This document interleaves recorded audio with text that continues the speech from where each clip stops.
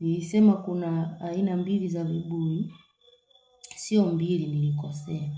Ni 3. Mimi nashukuru watu wananifuatilia. Kiburi chenyewe, kiburi cha kujilinganisha na Mungu na kiburi cha kulimbikiza hali.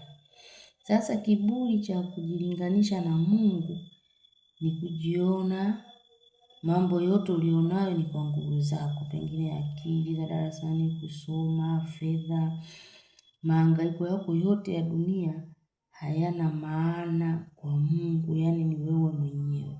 Nikasema saikolojia inaenda sambamba na imani. Bila imani, saikolojia haifanyi kazi. Kwa sababu mambo mengi ya saikolojia yanafafanua mambo ambayo yana lugha ya kimethali au lugha ya kimafumbo au lugha isiyoeleweka katika mambo ya kiimani. Sasa mfano kiburi, hiki cha kujilinganisha na Mungu. Mambo yote tunayoyafanya, tumeyafanya kwa uwezo wa Mungu, kuamka na kazi mbalimbali tunazofanya na kila kitu. Nyingine, nafikiri yote ulionayo yamesababishwa na wewe.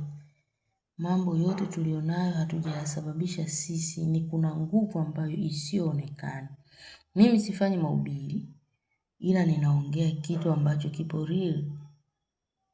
Bila nguvu ambayo isiyoonekana. Nguvu ya nani? Ni nguvu ya Mungu. Ndio inatusaidia kwa kila kitu.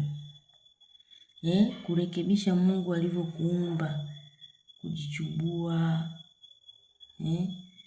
kuvaa vigodoro, kwenda kubadilisha maumbile.